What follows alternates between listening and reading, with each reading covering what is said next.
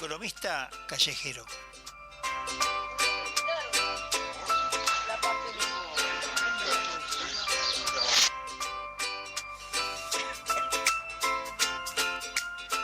Buenas tardes, audiencia.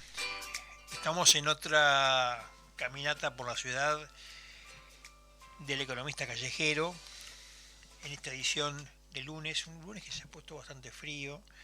Sí. Cambió el clima notoriamente en la madrugada de ayer, en particular. No sé si en toda la ciudad, pero por la zona donde uno se ha movido, llovió generosamente. Y tenemos 17 grados ahora. Así que bueno. Una sensación térmica similar, 17 grados. Bueno, quien les habla, Heraclio de la Bandera, les presenta esta nueva edición de El Economista Callejero. Me acompañan hoy Néstor Grajales y Henry Tejera.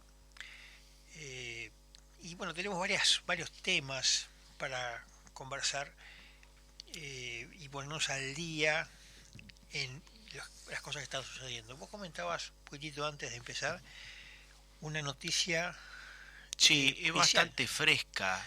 La publicó en redes sociales el noticiero Telemundo. Sí. En este caso estoy viendo la publicación en Instagram, que está acompañada de un video, seguramente de una de las cámaras de seguridad de la zona, y da cuenta de un nuevo robo en la modalidad, en esa modalidad que se ha puesto tan de moda ahora, que es el robo piraña, que es que un montón de número más o menos importante de motociclistas o motoqueros irrumpen en un lugar, en una especie de manada, digamos, se bajan de las motos y atacan al comercio o establecimiento de turno y se Esa llevan modalidad ahí. Viene de Brasil, ¿no? Viene de Brasil, sí, en Brasil está bastante extendida también, y bueno, acá las cosas a veces demoran un poco en llegar, pero llegan, ¿no? En este caso es un complejo ubicado en la zona donde está Caruán, allí ya es departamento de Canelones eso. En este caso parece que habría 2 detenidos. Bueno, esta publicación es de hace una hora, pero ocurrió ayer, parece. Estoy leyendo el aviso de la publicación. Este domingo se registró un nuevo robo piraña. Esto es una publicación de hace una hora de Telemundo, pero acá la crónica da cuenta que fue ayer a las 20:30. Ayer a las 20:30. Sucursal Ruta Interbalnearia, Camino de los Horneros. Bueno, la modalidad que ya explicábamos. Se llevaron un par de PlayStation 5 los muchachos. Sí, porque en realidad parece que la modalidad no es el robo de dinero, sino de mercancía. Sí. Suelen atacar mucho las perfumerías, las farmacias, por el tema de los perfumes importados, ¿no? Ahí está. ¿Y el ministro Negro ha hecho algo? Negro. Ah, el ministro, sí. No sé nada del ministro, no. Hay varios que no saben nada. No, hasta ahora no ha aparecido, ¿no? Es un tema que además me parece que cada día se convierte en un problema más urticante en ciertas esferas políticas, porque de alguna manera alguien dijo que el negro era, y alguien del oficialismo, ¿no?, dijo que el negro era la mala versión de Bonomi. Ojalá se equivoque, ¿no? Pero bueno, por ahora no es ni siquiera una versión de Bonomi. Sí, o sea, es bastante desconocido para la población en general el plan y el modus operandi del ministro, porque no ha dado muchas señales, ¿no? Sí. Bueno, suponemos que en las próximas horas este tema va a tomar calor político, seguramente, porque además otra cosa, si han reiterado en 2 días, ¿no? Porque creo que el anterior, fue el sábado, ¿no? Si no me Sí, equivoco. sí, Y si el domingo se reiteró la misma técnica de robo, de alguna manera está claro que hay una organización detrás, que no son un montón de pibes que se reúnen para hacer una exacto. picardía de fin de semana, sino que son obviamente bandas, no sabemos en cariz de qué. Parece que está bastante organizado, ¿no? Sí, sí. Cuando además otra cosa, el tema de las bandas, los grupos, es decir, los colectivos dedicados al delito, están tomando, eh, digamos, cuerpo como problema, eh, a raíz justamente del tema de Venezuela, porque Venezuela, la historia es un poco larga, pero eh, empezó hace casi 10 años, eh, un grupo de gente que trabajaba en la construcción de un tren en el estado de Aragua. Ahí comenzaron digamos, a controlar el ingreso a esa zona de trabajo, luego eso generó otro tipo de peajes. Ujú. Bueno, lo cierto es que ahí terminan armando una banda que es conocida como el Tren del Agua, que hasta hace, bueno, mucho tiempo después de esa creación, fue creciendo y empezó a participar en los distintos delitos que te puedas imaginar. Entonces, pero siempre eran venezolanos. Hasta que cuando comenzó, digamos, las mayores manifestaciones de la población venezolana contra el régimen de Maduro, ahí alguien del gobierno, alguien muy influyente del gobierno, planteó hacer un acuerdo, un pacto con el Tren del Agua. Nosotros hacemos vista gorda con los delitos que cometan, Ujú. y y ustedes reprimen a la población que protesta. Esto generó una alianza, vamos a decir, por abajo de la mesa, pero como segundo acto de ese episodio fue lo que han llamado los Marielitos venezolanos, recordando aquello que pasó en Cuba cuando Fidel Castro vació las cárceles, y Ujú. entre una gran emigración que hubo a Miami, puso ahí digamos, el carcelario entero de los delincuentes, los peores delincuentes cubanos, lo metió en Claro. eso y los mandó a Estados Unidos, exportó la delincuencia. Bueno, el Tren del Agua, en una de las partidas importantes de población, de migrantes políticos, digamos, políticos y económicos en realidad más bien, ¿no? Este, Fueron incluidos. Y entonces el Tren del Agua se convirtió en una organización delictiva en Estados Unidos, pero tiene presencia en Ecuador, en Perú y en Chile, que están acá en el barrio. Es una transnacional ya Sí, el porque además crimen. otra cosa, sí, porque además son gente que le están disputando el territorio delictivo a las bandas de narcos colombianos y mexicanos. Así que son malos en serio. Sí, porque es bravo meterse con esos muchachos Entonces, la mención mexicanos. creo que viene a cuento precisamente porque en estos días han salido varios informes sobre el Tren del Agua. Primero porque la administración Trump lo focaliza como uno de los argumentos, pareciera como que se lo ve como uno de los argumentos que va a incidir en la justificación para algún tipo de intervención de Estados Ujú. Unidos en el tema Claro, venezolano. El Tren del Agua claro. es un poco el detonante, pero al tener, fíjense que, ¿recuerdan aquel soldado que escapó de Venezuela, que se asiló en Chile, que fue sacado de su casa, donde estaba alojado, y lo mataron? Ujú. Bueno, esa gente que lo mató fueron el Tren del Agua. Mataron a una oposición, a un opositor chileno, venezolano, perdón. Y ya Chile tiene una postura, siendo un gobierno en principio ideológicamente de repente fin a la línea de socialismo del siglo XXI, ha tenido una postura absolutamente contraria Ujú. al régimen de Maduro, precisamente por este tema. Y han dicho que en Chile que van a llegar hasta las últimas consecuencias. Y lo ha dicho el gobierno de izquierda, lo ha dicho Boric. Claro.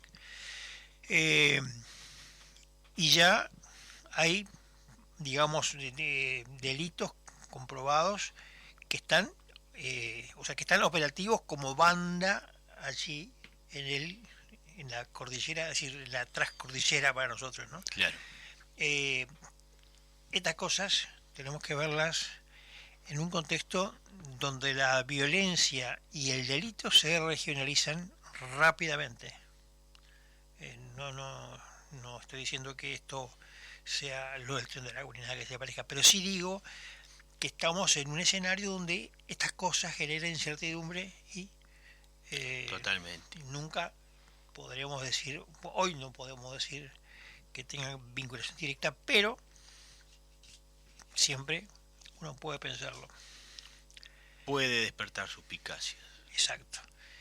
Eh, Así que supongo que este tema va a seguir en las próximas horas y tendremos algún tipo de comentario por el lado Esperamos político. por lo menos tener algún tipo de reacción, ¿no? Sí, sería suicida que no lo hiciera, ¿no? Ujú. Porque que esto cobre que esto escale como problema es un error táctico y estratégico a todas las luces, ¿no? Sin duda. Eh, lo que sí es cierto este, es que eh, hoy, entre las noticias que, no policiales, ¿no? Pero sí noticias económicas, están dando vueltas. Hoy la pradera está incendiada con el tema de ANCAP y Ujú. los costos del combustible, que empezó con una chispita que se armó el presidente de la República, llamado Borsi, con algunos comentarios que hizo sobre el fin de la semana anterior. Ujú. Y bueno, ahí empezó toda una guerra mediática. Es decir, cuando digo mediática, está más referido a los medios digitales de comunicación, ¿verdad? Han salido tweets, sobre todo tweets, mostrando cómo eh, se está gestando un escenario proclive a volver a la lógica que tuvo en su tiempo eh, durante el gobierno del Frente, el último gobierno del Frente en particular, donde ANCAP fue una entidad que se usó para recaudar dinero muy por encima de lo que costaba el combustible realmente, ¿no? Por la legislación instalada durante el gobierno que salió, el anterior, el gobierno de la calle Pou, eh, la cotización, digamos, del combustible estaba establecida en base a un criterio vinculado a una tasa de referencia del costo del petróleo, del crudo. Ujú. Si el crudo bajaba, los combustibles tenían que bajar, más o menos, tenían que bajar. Si el crudo subía, el combustible tenía que subir. Exacto. Eso que se aplicó durante la mitad prácticamente del gobierno pasado, en este gobierno parece que ha dejado de ser verdad revelada. Sí, parece que el nuevo gobierno se inclina a establecer el precio de los combustibles en función de otra serie de parámetros. Y a raíz de eso justamente viene a cuento lo que comentó el presidente Orsi, ¿no? De que, bueno, necesitamos volver a un ANCAP que tenga Mm. los criterios que, que se tenían antes. Puso incluso, para mí fue infeliz, pero bueno, puso como ejemplo antes cuando en la época de Raúl Sendic, llegó a decir, Ujú. ¿no? ejemplo que me parece que fue bastante poco feliz y poco oportuno, pero bueno, está. Y eso además se reiteró ahora nuevamente esta semana, así que generó un chisporroteo que ha replicado a nivel del ámbito político en la discusión sobre el Es precio. que hay cierto temor, ¿no? De mucho público, porque en instancias del gobierno anterior del Frente Amplio, el gobierno anterior a la calle Pou, a ver, en los hechos muchas veces pasaba que bajaba el petróleo, subían los combustibles. Sí, O sea que, o no se bajaba. o no se bajaban. Entonces, había una serie de criterios ahí que escapaban al tema de una paramétrica de costos. Y que, bueno, uno cree que hasta algún fundamento o argumento político había detrás, o, bueno, se hablaba de una recaudación impositiva medianamente encubierta a través de... Bueno, de hecho, se dice que las tarifas eh, de la luz, del agua, Ujú. del combustible, eh, pueden llegar a ser impuestos encubiertos, impuestos que no pasan por el Parlamento. Exacto, exacto. Porque en teoría no, digamos en legalidad los impuestos deben pasar por el Parlamento. Vos hablabas, Heraclio, del tema de sobrecostos que hubo en la anterior instancia de gobierno del Frente Amplio. Y a propósito, yo recordaba ahora, mientras vos mencionabas eso, hay un hilo en X del señor Stipanik. Sí, sí. Recomiendo la lectura de ese hilo, está muy interesante porque de alguna manera sale a contrarrestar la lógica y la exposición que está haciendo la gente del gobierno actual, ¿no?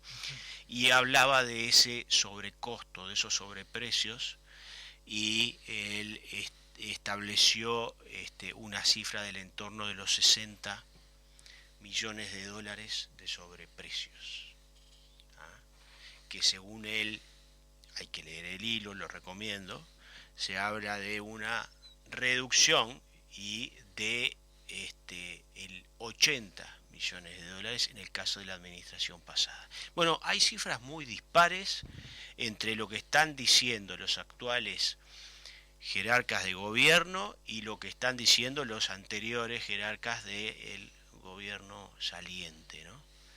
Y hay un llamado a la ministra para que exponga esa información que eventualmente podría o no desencadenar algún tipo de instancia de interpelación, quizás, no lo sabemos. Pero a mí me parece interesante que se haga ese tipo de llamado, porque en definitiva es un mecanismo para mí válido para que la información llegue a la población y que se trate de echar un poco de luz sobre el tema, porque acá tenemos dos visiones contrapuestas. En ambos casos dicen ser, por decirlo de alguna manera, dueños de la verdad. Bueno, a ver, hasta dónde tiene razón uno en las cifras, hasta dónde tiene razón otro, y como decimos siempre acá, Heraclio, en esta mesa, que la gente juzgue, ¿no? Y te agrego un aditivo, digamos, ¿no? A diferencia de los tres gobiernos del Frente Amplio, que fue donde se fue procesando este tipo de problemática, se fue instalando esta lógica de poner sobre costos en el caso del combustible. En este escenario, en esta administración, en realidad hay una diferencia sustantiva respecto de los tres gobiernos anteriores en cuanto a que en aquellos tres periodos el gobierno tenía mayoría en el Parlamento, pero en este caso no. Claro, Y claro. un llamado a sala que antes era algo así como una especie de saludo a la bandera y punto, puede significar algún tipo de novedad. Claro. Es tema de técnica parlamentaria, pero Sí, bueno, sí, sí, sí. quizás eso sea el elemento distintivo para tener en cuenta qué puede suceder con un tipo de llamado.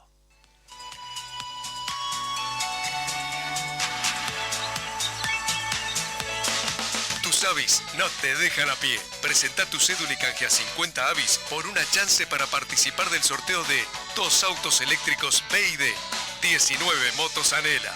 Además, podés ganarte 500 vales valor 1.000 pesos cada uno en el pago de tus facturas en nuestros locales. Vos podés ser el ganador. Te esperamos. Más información en habitat.com.uy. Tus avis no te dejan a pie. Presenta tu cédula y canjea 50 avis por una chance para participar del sorteo de 2 autos eléctricos BYD, 9 motos Anela. Cuando necesites solucionar de modo fácil los trámites difíciles en BPS, DGI y Ministerio de Transporte, consulte a los gestores de gestiones.ui. El mejor método para evitar dolores de cabeza y malestares a la billetera. Consulte su problema por Instagram a la cuenta @gestiones.ui o por correo electrónico a gestiones.ui@gmail.com. Esta gente hace fácil cualquier trámite difícil.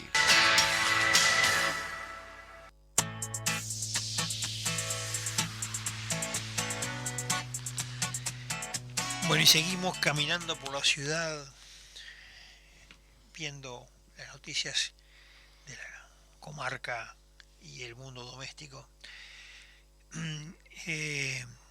Quienes creen que el país es una entelequia independiente de las cosas que uno observa y se entera por las redes, por los medios, de lo que pasa en el mundo, hemos comentado y se ha hablado en varias ocasiones en estos espacios nuestros sobre el famoso enfrentamiento entre la administración estadounidense y China.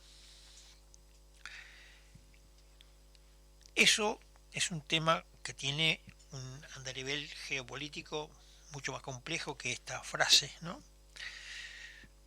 Tiene que ver allí con el tema Rusia, un montón de cosas que se estaba gestando en el plan Biden, del gobierno de Biden, que venía para que Rusia y China hicieran una alianza que de alguna manera Trump ha intentado romper y ha generado otra lógica, intentando separar a Rusia de China. Bueno, el precio es el tema de Ucrania, en fin, es un tema de toma y daca.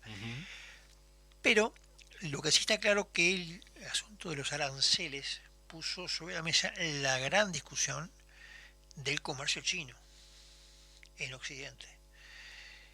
Y si uno se pone a pensar, estamos viendo cosas que tienen 200 años de vejez. Porque en la época de Artigas, para decirlo de forma media así general, digamos, ¿no? Estamos en una situación parecida a esta. Claro, la tecnología era distinta, no había WhatsApp, la cosa era caballo. Pero estaba en discusión el libre comercio. El libre comercio estaba en cuestión. Al menos los que defendían el libre comercio ponían en cuestión aquellos que hacían, vamos a decir, proteccionismo, cobrando aranceles, cobrando impuestos, que eran lugareños. Siempre está el ejemplo, ¿no? Cuando Inglaterra inventa la máquina, el telar a vapor, logra abaratar la producción textil en el mundo, de modo tal que modificó la estructura socioeconómica de países como los que estaban gestándose aquí. Un poncho, una ropa, una camisa, una casaca, un poncho, que un ejemplo que recuerdo, uno lo conseguía hecho acá a 10 pesos, hecho en Londres con telares impulsadas por máquinas de vapor salía 2 pesos. Entonces eso provocó que un montón de emprendimientos, que en aquel tiempo serían pymes, vamos a decir una versión de aquel tiempo de pymes, que eran empresarios en definitiva, pequeños empresarios, pequeños comerciantes, que vivían de la producción textil y producción de ropa en forma artesanal, de pronto se quedaron sin trabajo, porque no tienen a dónde vender y a quién vender esto. Exacto. Y las polémicas que explican todas las guerras del siglo XIX, desde acá a esta zona, las guerras que son constitutivas de lo que son luego los partidos que se van a ir afincando en el corredor del 19 y en el 20, los dos sitios, tanto en Argentina como en Uruguay, con Brasil también, ya es otra historia, Paraguay también, estaba vinculado al tema justamente de el proteccionismo, la penetración del libre comercio para vender cosas más baratas, es decir, en aquel caso Inglaterra era quien propugnaba el libre comercio y estaba a favor de tener bajos aranceles. De hecho, la guerra que tuvo Juan Manuel de Rosas, el argentino Juan Manuel de Rosas, contra el imperio inglés y el imperio francés también, fue justamente por el tema arancelario. A ver, no son comparables, pues son tiempos distintos, son épocas diferentes, claro. Pero la lógica se repite porque en el fondo había un reclamo vinculado a lo que convenía a un sector y a otro. Este es el caso de Brasil, por ejemplo. Brasil también era favorable al libre comercio para Brasil, en Paraguay, por ejemplo, pero estaba en contra del libre comercio de los ingleses en Brasil. Entonces, ese tipo de juegos, lo menciono simplemente a título de beneficio inventario, ¿no? Reitero, no estoy diciendo que sean exactamente replicables estos ejemplos ni estos personajes. Sí digo que esto es la vieja discusión que el mundo tiene desde hace mucho tiempo. Claro. Sí, claro. Nos ponemos a indagar. En Roma pasó algo parecido, en fin, digo, hasta en Roma uno encuentra ejemplos parecidos. Y lo que estamos viendo hoy, la famosa guerra de aranceles de Trump y los chinos y todo esto, está vinculado con ese planteo que tiene que ver con los escenarios de protección de áreas de protección económica. Está claro que esta administración norteamericana rompió un paradigma que se instaló después de la Segunda Guerra Mundial, que es la de generar un mundo de comercio libre con bajos aranceles. Pero claro, bajos aranceles de un sistema productivo que era básicamente que venía de Estados Unidos. Entonces, claro. Por allí sí, había una línea de trabajo muy, muy nítida. Eso ha cambiado y lo que estamos viendo hoy es la reversión de aquellos planteos originales, pero de alguna manera esta réplica es parte de una historia que en realidad ya conocemos.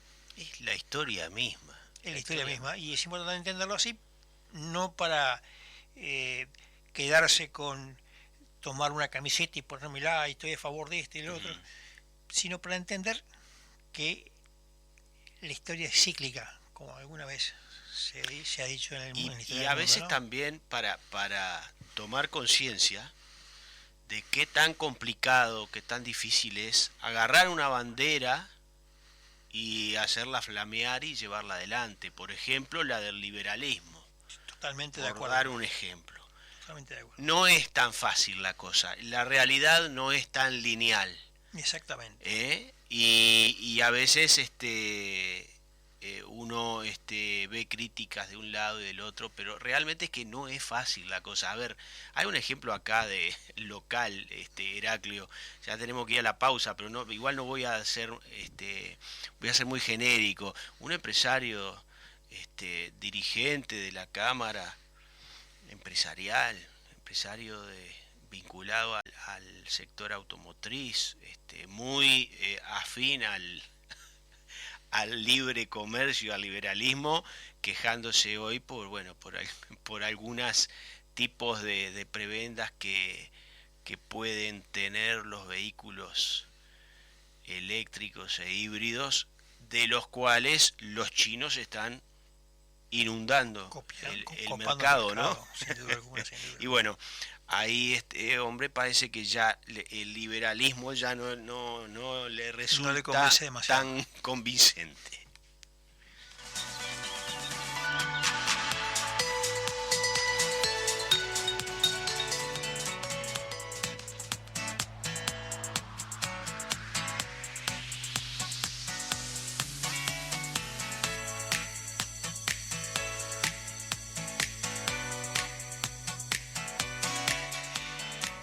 Bueno, seguimos entonces caminando por la ciudad y ahora nos toca el segmento que siempre da novedades interesantes y que en general no se encuentran en Montevideo de forma fácil, que tiene que ver con los asuntos de turismo. En ese sentido, Ricardo Sclavi, que es nuestro periodista especializado en el tema, ha buceado por todos estos asuntos de forma insistente y pertinaz. Ricardo, ¿estás por allí? Muy bien, sí, estoy acá. Bueno, muy bien. ¿Qué novedad tenés? Yo volví a preguntarte, ¿cómo fue la semana de Paysandú? ¿Cómo estuvo la semana de Paysandú? Estuvo, no sé, yo no asomé la cabeza de mi casa, ¿no? Pero hubo mucha gente, no, yo ya paso, no quiero ir a la semana. Claro. Está fuera de las canchas ya. Claro, pero la pregunta era si se notó que hubo menos público. Hay una cosa más bien macro, ¿no? que te preguntaba. Yo la verdad que no miré el diario el otro día, pero creo que el público había estado a la altura de las últimas. Ajá. Sí. Pero gente hubo, se terminaron las entradas cuando estuvo María Becerra. Ajá. Los últimos 3 días, creo que fue jueves, viernes y sábado, se terminaron las entradas, o sea, estuvo completo el anfiteatro, que Claro. son una cantidad importante de gente. Hay un público fidelizado también, ¿no? Hay un público, es decir, hay público que se renueva y hay un público que es consecuente con el evento y lo sigue y va todos los años, ¿no? Sí, el tema pasa por un tema económico, ¿no? La entrada eran 100 pesos, pero la entrada al anfiteatro salía 400 pesos, 500 pesos creo que el día de Becerra. Claro. Y a Becerra en Montevideo no la ves ni por 1.000 pesos. Claro. Sí. Entonces, la gente aprovecha, disfruta de otras actividades, de la vida al aire libre, un montón de cosas, y ve un espectáculo más barato de lo que ve ahí. Incluso ahora el cambio no es del todo favorable nuestro, pero de Argentina vienen y ven actividades también. Además, mucha de la gente de la grilla es argentina, vienen artesanos argentinos. La gente que le gusta la cerveza y cerveza, bueno, este año hasta vino con frutilla había, así que te la digo fiesta todo, del ¿no? vino y la cerveza va a ser. Ricardo, sí. no te gusta María Becerra, esa es la conclusión que yo saco, porque si no fuiste, no te gusta Es que cuando la fui ya canta. estaban agotadas. Fuiste a sacar. Estaban agotadas, claro. Muy bien.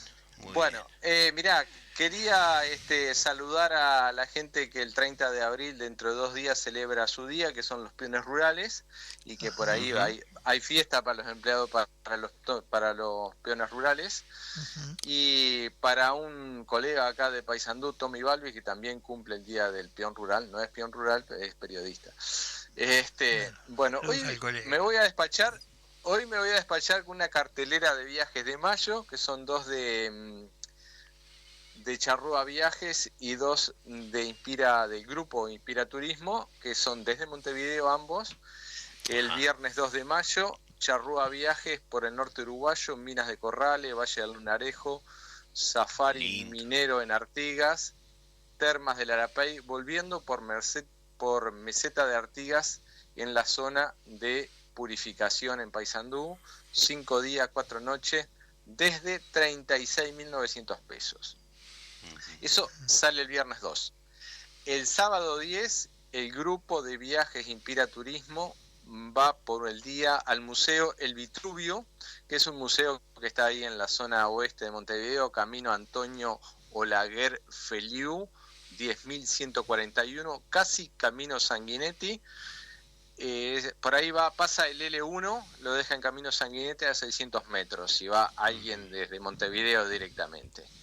Es un lugar donde hay charlas, es un lugar diferente, que es de lo que está invisibilizado, pese a que desde Google Maps se ve una figura humana que hay en esa chacra, una figura humana de 100 y pico de metros de extensión. El martes 13, Charrúa Viajes va a Termas de Arapey, Represa Binacional de Salto Grande, viene por Paysandú, va por la Plaza Constitución con su Fuente Nueva, Monumento a Perpetuidad, que es el cementerio viejo del siglo XVIII-XIX, Confitería del Chajá, zona industrial, costanera, recientemente inaugurada, 4 días, 3 noches. Y el domingo 25 de mayo también por el día el grupo Inspira Turismo se va a San José de Mayo. ¿Cómo es mayo? A San José de Mayo. Eso sería por tipo cartelera. Ahora por actividades. El 1 de mayo, Día de los Trabajadores, existe una gran tradición de las criollas de Palmita, que este año cumplirían la 50 edición, pero no se van a hacer. Como colorario de ello, se hacen unas criollas en Villa Soriano. Y además de Villa Soriano, hay en Florida y hay en La Chinchilla, en Atlántida. Vamos a Florida. Miércoles 30 de abril, las 14 horas. 8ª edición de la Fiesta Criolla Unidos por la Tradición Floridense en la Asociación Rural de Florida. Este año es a beneficio de la Fundación Alfonsina Maldonado, que apoya el cuidado de niños quemados. Estuvimos en comunicación con Leonardo Urce y con Carolina Gandini, que son parte de la organización de esta fiesta.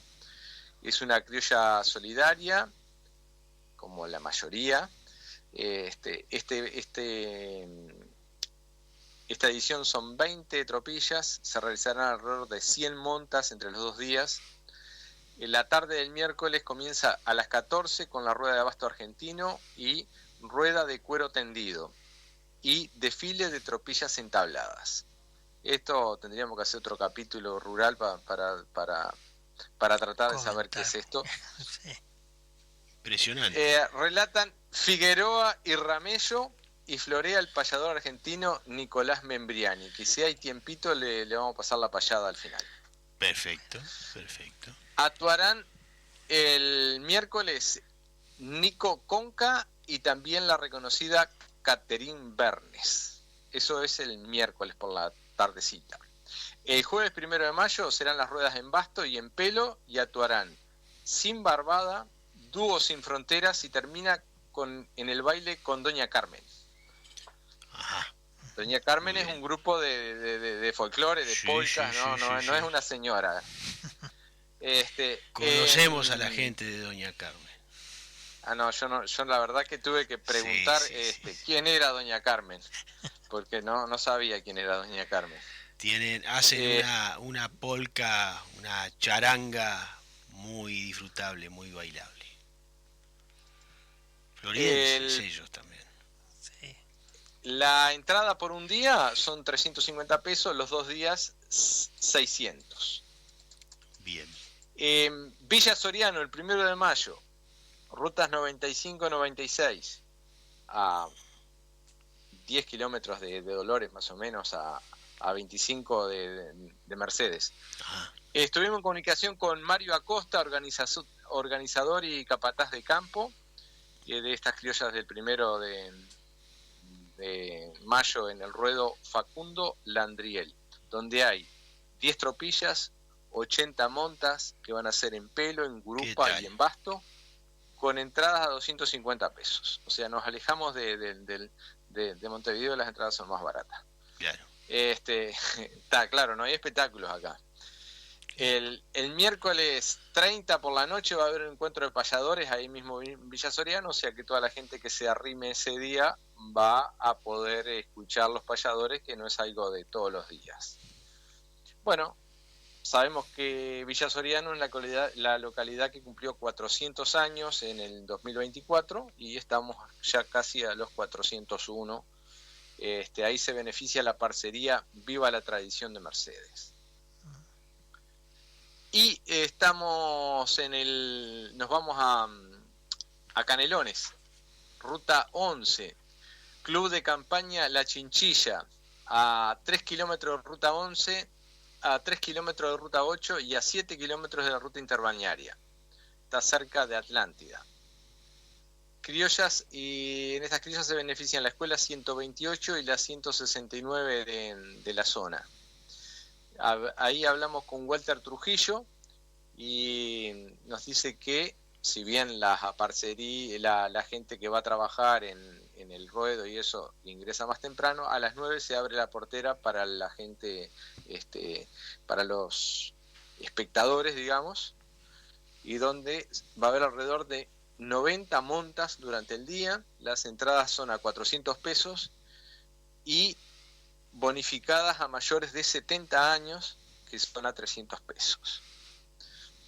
Habrá una grilla de espectáculo para toda la familia, todos los gustos, a las 16, corbata y moñita, para los más chiquitos, y después que entra el sol, Estampas del Sur, después a las 20, Carlos Malo, Javier Pacheco, Sincopado, revisionado como a las 23, o sea que eso termina en baile, sin duda. Exacto. Bueno. Eso fue el 1 de mayo. El 3 de mayo, el periconazo que se iba a hacer en Cerro Chato fue postergado porque este sábado pasado, por el feriado nacional, por las exequias del Papa Francisco, fue postergado para el sábado que viene. Ajá. Y será a las 16 en el estadio de baby fútbol de Cerro Chato, Durazno. Igual debe ser el estadio de baby fútbol de Cerro Chato, pues no va a haber 3 estadios de baby fútbol en Cerro Chato. Ahora después me llaman y me dicen, mirá que hay 3 y bueno, ya tenés que rectificar. Mirá que es una tierra de gente de armas tomar, así que tenés cuidado con lo que digas. Sí, la señora Rosario Morena nos pasó el dato que a las 11 a las 11 de la mañana, antes del periconazo, va a haber la inauguración en las mejoras del museo de las primeras ciudadanas americanas, que ahora es interactivo y o sea que está modernizado, y que ellos llaman que es el Museo Orgullo de los Cerrochateños. Y bueno, debe ser así. Un saludo para la gente de Cerro Chato. Y como habíamos hablado el lunes pasado, el domingo 4 en Carmelo, en la Granja del Ayer, va a haber también reunión criolla, domas y destreza criolla, además de exposición y ventas de antigüedades, de encuentro de autos clásicos, ruta 21, kilómetro 258. Esto nos dijo la señora Nancy de León, que es organizadora de la actividad.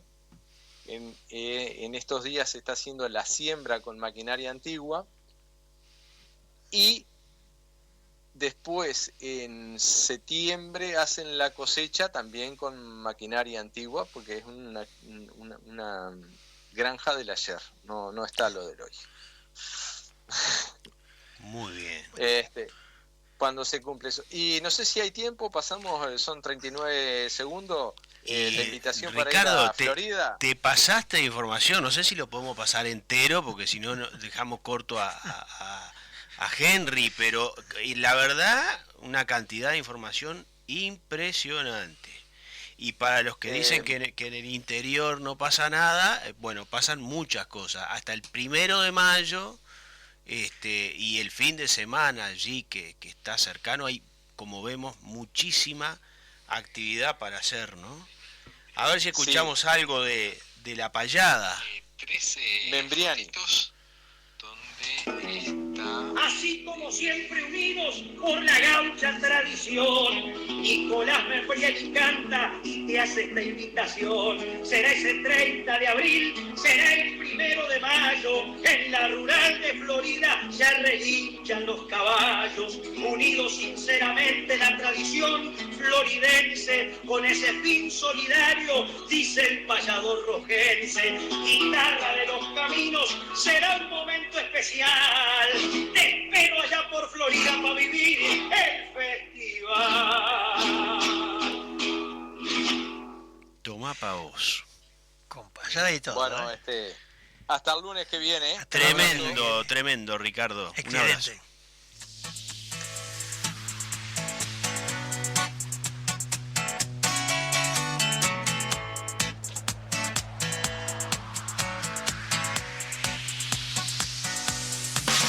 Tus avis no te dejan a pie. Presenta tu cédula y canjea 50 avis por una chance para participar del sorteo de 2 autos eléctricos BYD, 19 motos Anela. Además, podés ganarte 500 vales valor 1.000 pesos cada uno en el pago de tus facturas en nuestros locales. Vos podés ser el ganador. Te esperamos. Más información en habitat.com.uy. Cuando necesites solucionar de modo fácil los trámites difíciles en BPS, DGI y Ministerio de Transporte, consulte a los gestores de gestiones.ui. El mejor método para evitar dolores de cabeza y malestares a la billetera. Consulte su problema por Instagram a la cuenta @gestiones.ui o por correo electrónico a gestiones.ui@gmail.com. Esta gente hace fácil cualquier trámite difícil.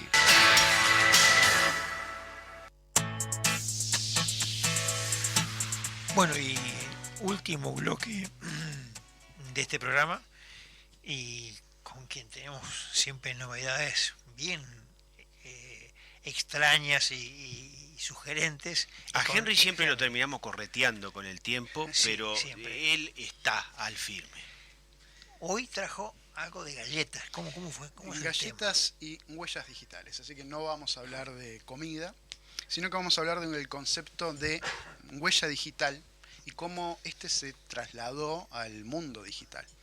La idea del uso de las huellas dactilares en la criminología surgió hace ya más de un siglo y es la policía bonaerense de Buenos Aires la pionera, ya que en 1892 se resolvió el primer caso con una huella dactilar, identificando a una asesina que llamaba Francisca Rojas, que mató a sus 2 hijos. Y fue las huellas ensangrentadas las que pudieron identificarla como culpable, ¿no?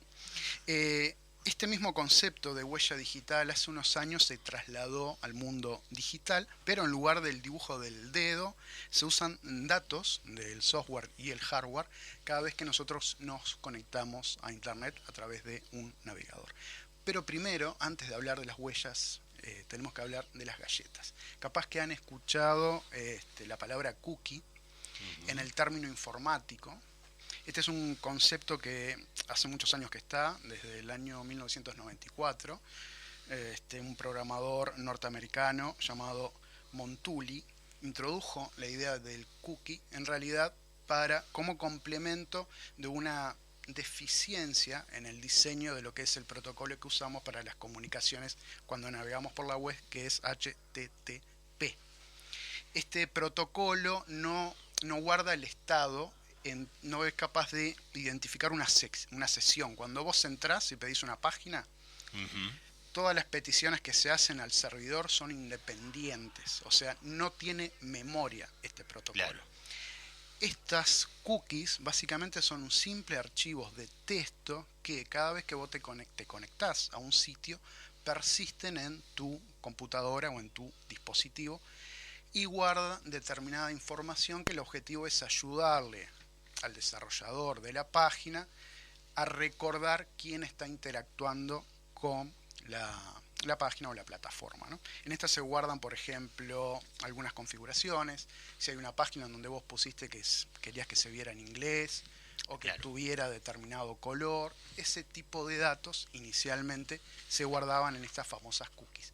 Pero con el tiempo cuando se empezó a mercantilizar un poquito más Internet, aparecieron las primeras plataformas que vos podías comprar a través de ellas, y las empresas que se dedican a la publicidad en línea, que te muestran los avisos en las páginas, utilizaron este mecanismo para hacer un seguimiento de los usuarios con el objetivo de mostrarte publicidad personalizada. A esto se le conoce como cookies de terceros o galletas de terceros.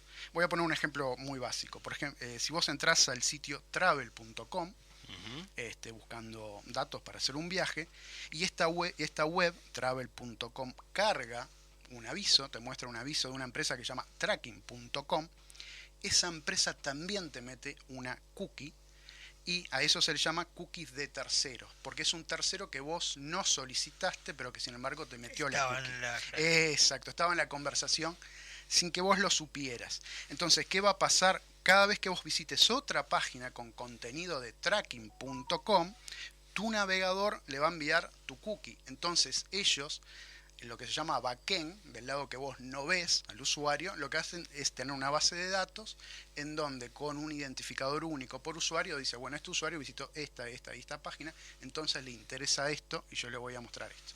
Es un rastreo anónimo, claro, porque no saben que sos Juan Pérez. Sin embargo, las cookies comienzan a caer en desuso. Ya hay algunos navegadores como Safari de Apple, Firefox, que es un navegador independiente, y Chrome ya están considerando esto como la pesadilla de la privacidad, así le llaman.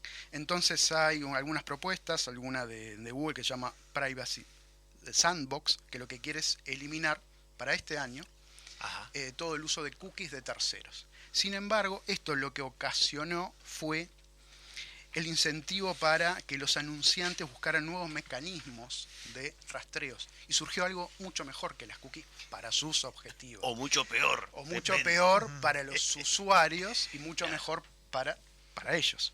A esto se le conoce como huella digital o el monstruo sin cookies también, que básicamente lo que hace es un mecanismo que cuando vos entrás a una página a través de un navegador web, se transmite mucha más información de la que vos creés en realidad. Por ejemplo, se transmite el idioma, la distribución de tu teclado, si lo tenés en español, en inglés o español argentino, todas las variantes posibles, la zona horaria, la versión del sistema operativo que estás usando, las fuentes que tenés instaladas en tu computadora, las extensiones o plugins que tenés activos en el browser, si tenés cookies habilitada, la resolución de tu pantalla y algunos datos técnicos como el modelo del CPU, la GPU. Con todo esto unido hacen un identificador que es prácticamente único, porque es poco probable que otras personas tengan exactamente la misma configuración. Incluso hay algunos estudios, el portal Wired publicó que alrededor del 80 y el 90% de las huellas digitales son únicas. Es decir, casi siempre el conjunto de estos atributos que nombramos no se repiten en otros usuarios.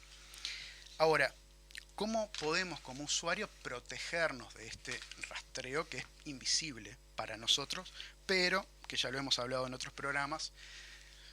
Cuando vos empezás a buscar, empezás a ver avisos que coinciden con tus búsquedas, etcétera. Bueno, todo esto está sucediendo detrás del telón mientras vos navegás por internet.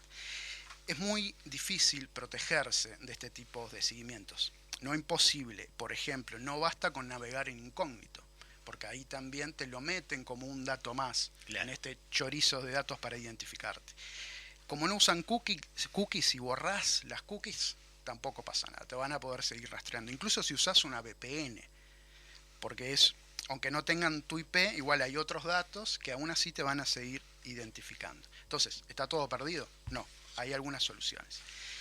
Algunos navegadores web como Brave, que es uno que está basado en Chrome, y después hay otro que es un poquito más difícil de usar, que es el Tor Browser, que eso ya vamos a hablar en otro programa. Lo que hacen es una aleatorización de los datos. Entonces, genera datos falsos cada vez que vos entrás a navegar en la web, con el objetivo de que no puedan formar un identificador único. Entonces, cada vez que vos entras a una página web, cuando estas empresas que tratan de agarrar estos datos y pedir, bueno, quiero un identificador único de este usuario, lo que hacen es cambiar todos los datos de forma aleatoria. Marearlos. Exacto, es correcto. Y por ahora es uno de los mecanismos que existen para protegerte, neutralizar esta técnica en particular. Ahora, el problema puede estar en que con esta técnica hay registro de que se han combinado con formularios en donde te piden ingresar datos personales. Por ejemplo, el nombre, la cédula de identidad, etcétera. Entonces, cuando eso pasa y ese tipo de páginas implementan esta técnica de la huella digital, ahí ya saben que Juan Pérez es el que entró y el que visitó todos los sitios. Ahí sí te pueden identificar de forma única. Así que estamos bajo la lupa. Estamos bajo la lupa. Y no nos enteramos, porque es transparente para nosotros.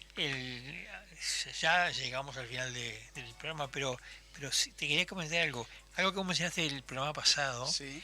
Hoy es noticia en todos los portales vinculado al tema de la guerra digital y con el gran apagón que hay en España, en Portugal y Andorra y el sur de Francia. Sí, una de las teorías es que pudo haber sido un ataque orquestado por un grupo de hackers, si no me equivoco, rusos. Sí. No sería la primera vez, ya había antecedentes. En el año 2016 atacaron Ucrania, Kiev, la capital, sufrió un apagón masivo que justamente fue provocado por un malware que tiene nombre y todo, se llama Indus Trojan. Y es específicamente para atacar plantas de energías eléctricas y nucleares. Lo que hacen, te instalan lo que se llama un wiper, que lo que hace básicamente es borrar los componentes críticos de las computadoras de control de las centrales y se complica. Parte de la guerra híbrida que le dicen. Es correcto. Nos vamos. Nos vamos. Que viene, si Dios quiere. Feliz 1 de mayo. Feliz 1 de mayo, que nos vamos a estar en la radio. Hasta la semana que viene. Si Dios quiere.